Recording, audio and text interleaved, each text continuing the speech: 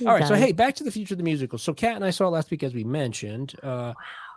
So just for folks to get caught up, obviously it's the night they took the 1985 film, which was directed and co-written by Bob Zemeckis, and they adapted it into a musical with, and here's the good news about it. The music and lyrics are by the film's original composer, Alan Silvestri, along with Glenn Ballard, who Glenn's got a deep 1980s pedigree. And since, I mean, he's worked with Michael Jackson.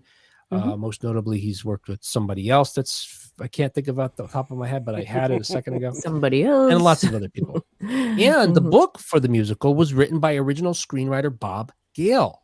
Yeah. And the show features original music as well as songs featured in the film, such as Power of Love and Johnny Be Good.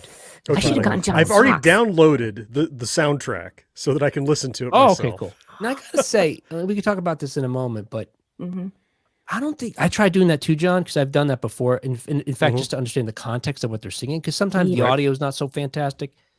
I did that with Hamilton before I saw Hamilton, and helped, I think, immensely. But this one, I listened to the music. I got 3 songs in. I was like, it's fine. Then I saw it, and I was like, oh, okay. But it's not to discourage you, but if for some reason you think, it's meh, you still got to see it.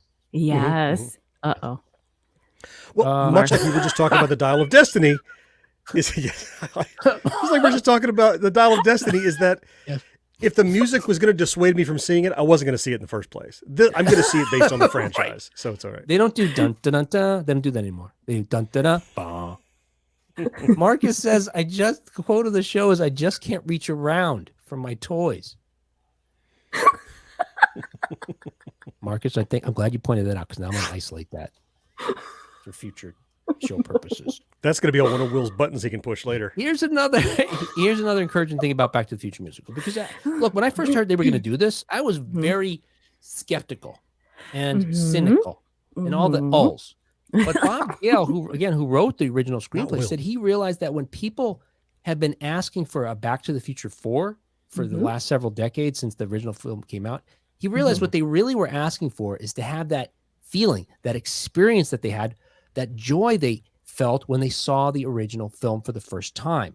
And in creating this musical, he was able to do that. That this show itself is at the heart of it. That's what this musical does. And so, and I thought, wow. And I think and I agree entirely. Anyway, so just a few details. So 5 years later than planned, the musical finally opened at the Manchester Opera House in London on March 11th, 2020. It opened March 11th, 2020 in London. March 11th, 2020. It's arrival time. We know. What else was happening in March of 2020? Oh, yeah. Yeah. 3 days later. 2 days later. Yeah. So, just a few days later. Yep. COVID-19 shut it down. Yeah. And it did not reopen again until it transferred to the West End in September of 2021. That version, just doing Foley for everything now. That production was nominated for seven Laurence Olivier Awards, including Best New Musical, which it won. So we're talking about the West End production. Well, now it's finally on Broadway. It began previews on June 30th, Kat. Did you realize that? We saw it during previews just a few days after. Yes. Yeah. I didn't realize it was that new. Really? Yeah. Wow.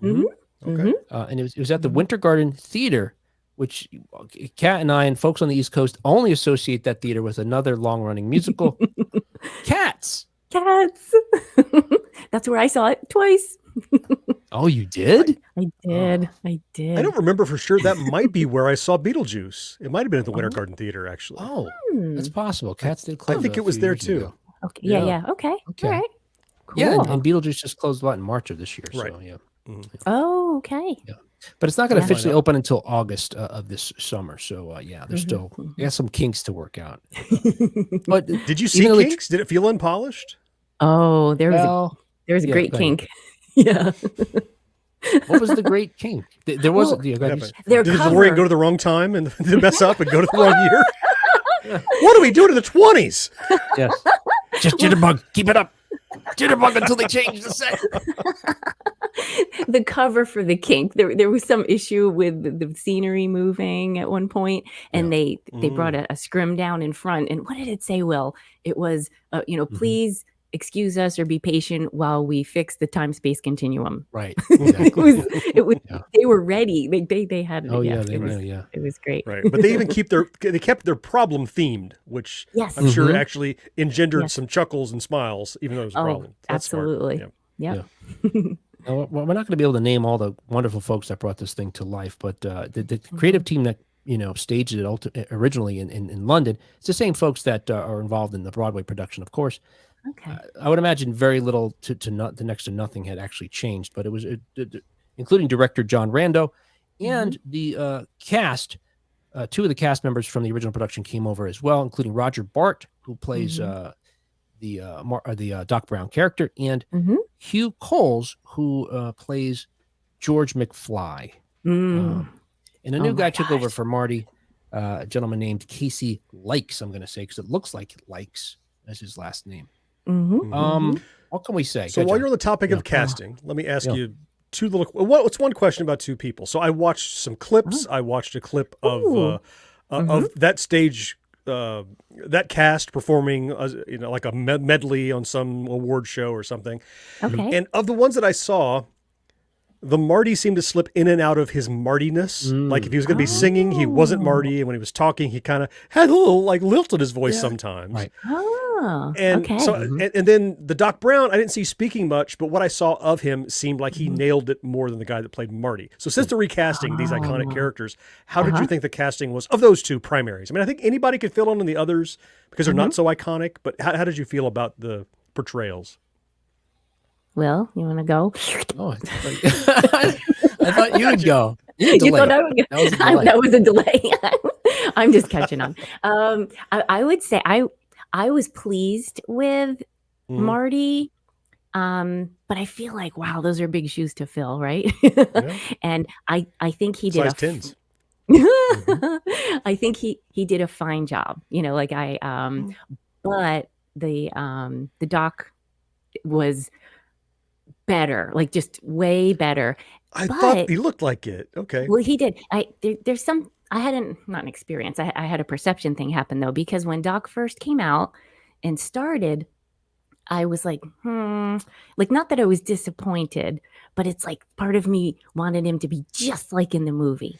And he wasn't, but it was wonderful. Like it didn't take me that long to be fully on board with his portrayal of Doc, which wasn't wildly different, but there were some things that were very different, but he just was excellent. Excellent. I felt the Marty was doing a Marty McFly impression, but I didn't feel that the Doc Brown was doing that Christopher Lloyd impression. Like it felt like he was doing his own thing. So yes, he was, and it was wonderful. I think you're right. And you're right. Marty was a little like, you built a time machine. I love a DeLorean. It was kind of like that every now and then. Yes.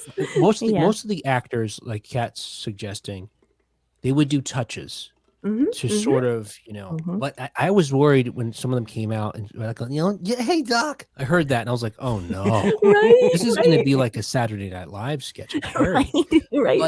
Somehow they managed not to do that. Yeah. And I think part of it is because the play is like part homage to the film, but at the same time, they know that they're making a musical that's on stage. So they take advantage of the medium of the stage, So this is like great balance of, but it never feels like fan service and it never feels like shtick in the way that we're talking about. It just, I don't know. Yeah. Somehow they just hit upon this, this right mix of these different things.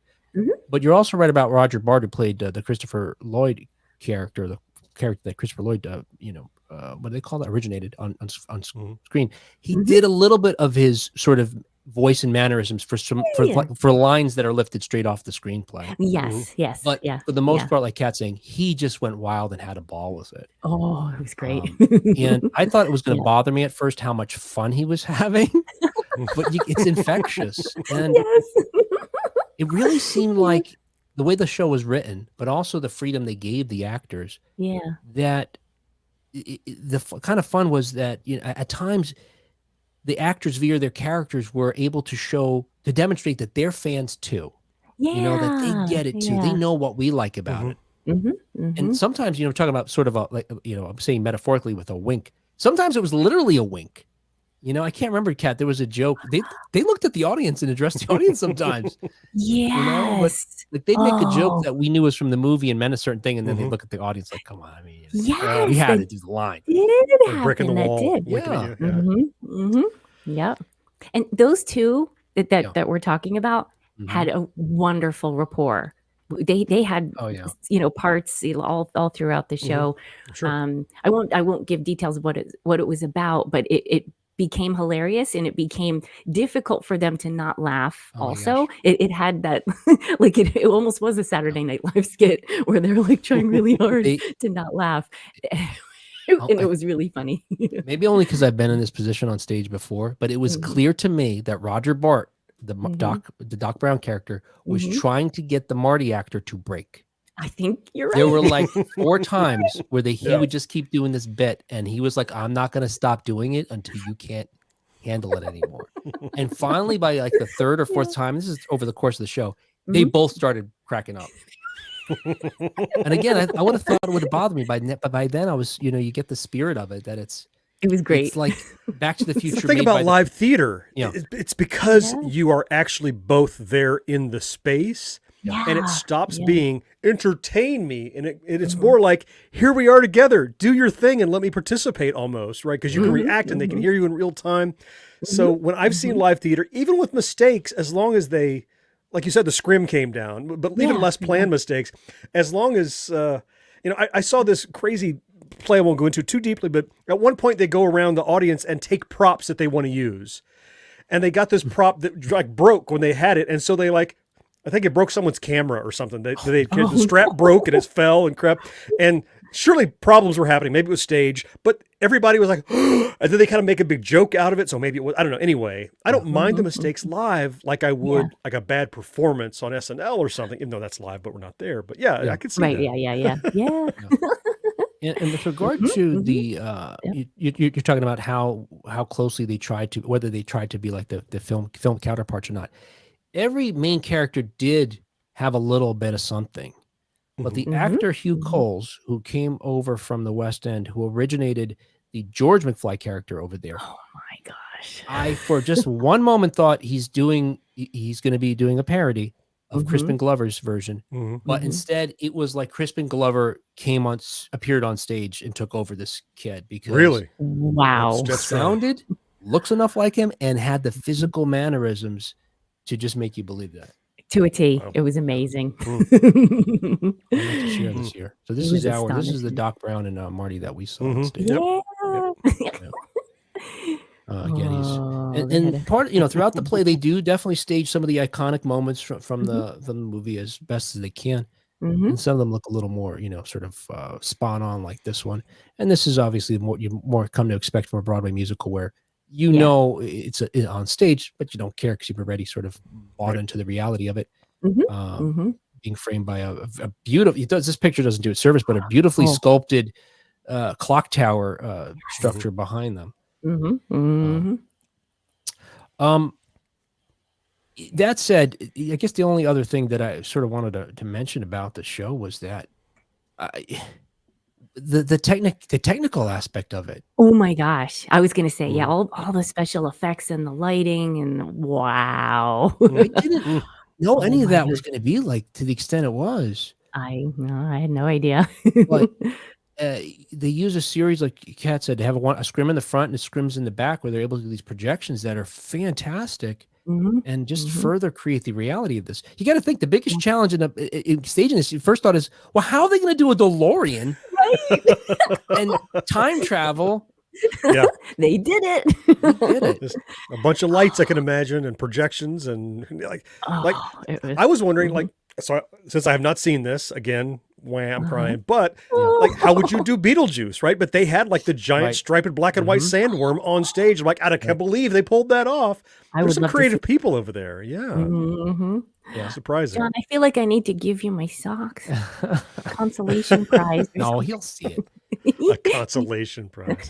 But I wonder if it'll be that spectacular when it tours, though. Now, we're far from touring right now. Yeah. But I hope so. We may have to scale some things down, John. But Mm. obviously, I think the thing they can't scrimp on is the car, because they have a full-size DeLorean Yeah. that's on yeah. some kind of gimbal arm Yeah. that can make it drive like a real car on stage, going Mhm. across in any direction, Crazy. turning, spinning, Mhm. whatever. Mhm. And when Mhm. they accompany that with the video screens being in motion, you Oh will my think it's gosh. driving down the street, around street corners, Mhm. racing to 88 miles per hour, and then blasting off to a different time.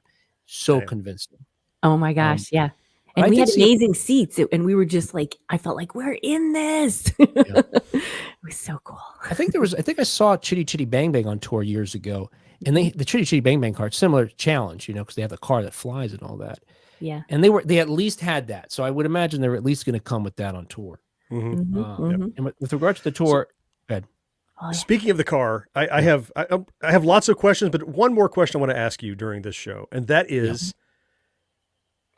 did the ending leave it open for a sequel stage production? Yeah. Because the ending Oh. of Back to the Future is very clearly, let's get back to it, right? Wow. I feel a little bit like, that's...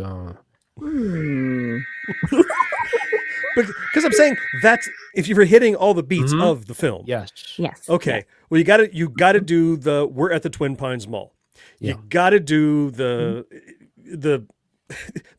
you got to do the dance, whatever. I was trying to think of the name of it. The Enchantment Under the Sea dance. The Yeah. Enchantment Right. Under You've the got to do the Sea. Johnny B. Good. There's things you can't Yep. not do. Of course. One of those things is iconic in the film is you show up and you've got the Mr. Fusion and it's your kids, Marty. It's your kids, right? You got to be upset What, they turn out heading to off be the assholes or something, Doc? We should go on the road, Yeah. Will. That's a nice movie. they do all the beats. They do all the beats you'd expect, John. We'll say it that way. Okay. You're not going to tell me. All right. That's the best non-answer I'm going to get.